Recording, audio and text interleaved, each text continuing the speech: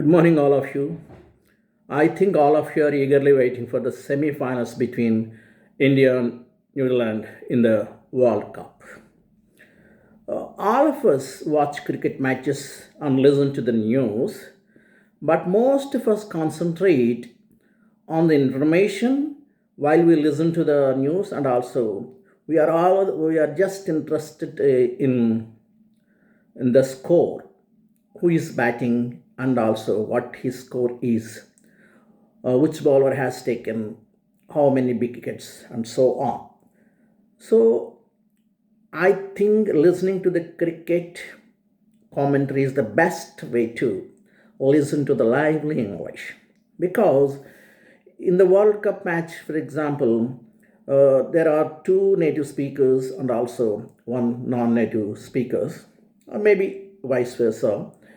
All of them are speaking excellent English. Their English is idiomatic, spontaneous. They're not just talking about the score, but they are using the language in an excellent manner. That's why we call it lively English. So now we have to change our attention from just knowing the score to improve our English. For example, I have been listening to the cricket commentaries for many, many years, nearly 40 years or 44 years. In those days, I used to listen to the radio commentary because TV was not available at that time.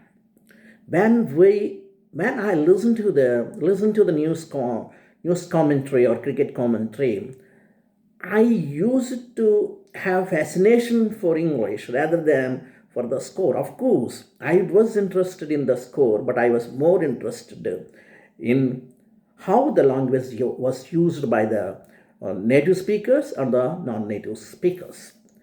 Similarly, when I listen to the British BBC or British Broadcasting Corporation, I used to concentrate more on the language, how the words are uttered or pronounced, how the sentences were used, rather than the information itself. Because I was not a politician, I was not listening to the news for general knowledge or for knowing the current affairs. I was just listening to the news to improve my English. The way I started listening to the news paved the way for my becoming a good speaker in English. Later, I used to imitate the British BBC news, and later even I started imitating the cricket commentaries. In that way, that means my mind has subconsciously started learning English. So it helped me to have some liking for English, and I started learning it. I started using it in different ways. Then I started writing some poetry, I started writing some stories, and I started speaking English whenever and wherever there is an opportunity, even before I became a teacher. So during my college days, also I used to participate in elocution and debate competitions. I got some prizes too, only because I was genuinely interested in English. So I ask all of you to listen to the commentaries, enjoy cricket, or listen to the news, enjoy watching something, but you should have keen interest on developing your language or linguistic skills.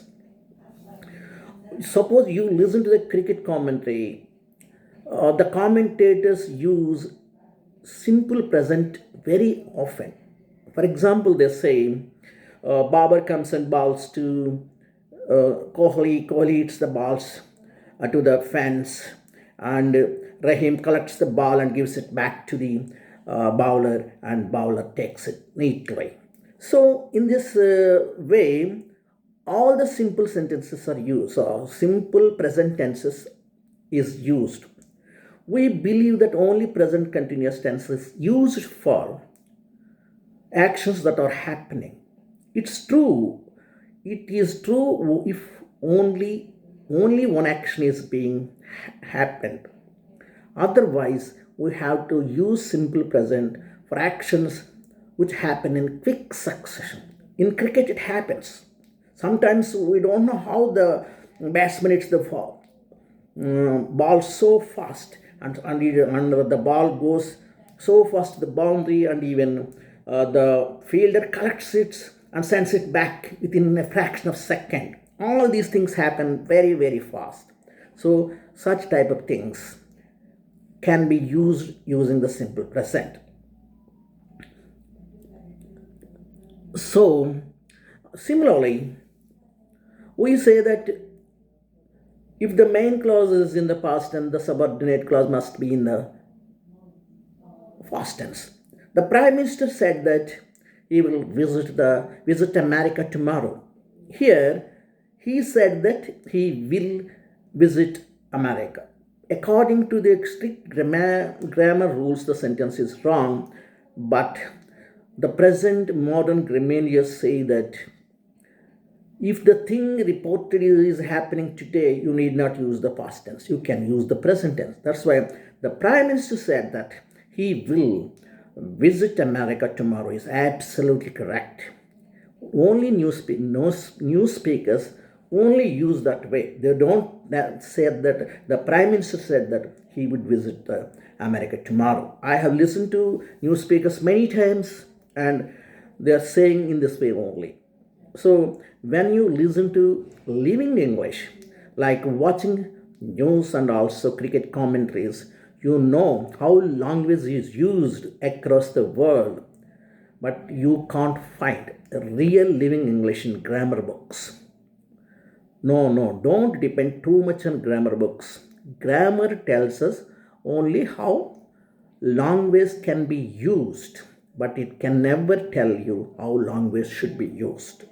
So only native speakers know how to use it well, and those who follow the native speakers and those who follow native speakers like cricket commentators and news readers follow and use correct native idiomatic English.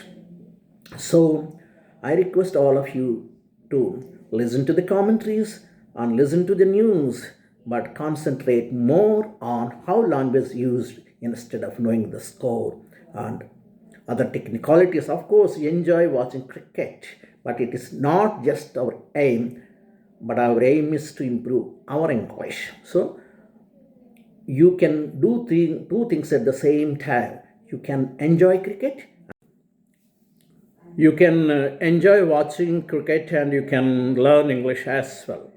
I hope you will change your perspective of watching cricket matches, and from now onwards, you would like to watch cricket matches not just for score and for records, but also for improve our communication skills. Thank you very much for watching our channel. Thank you.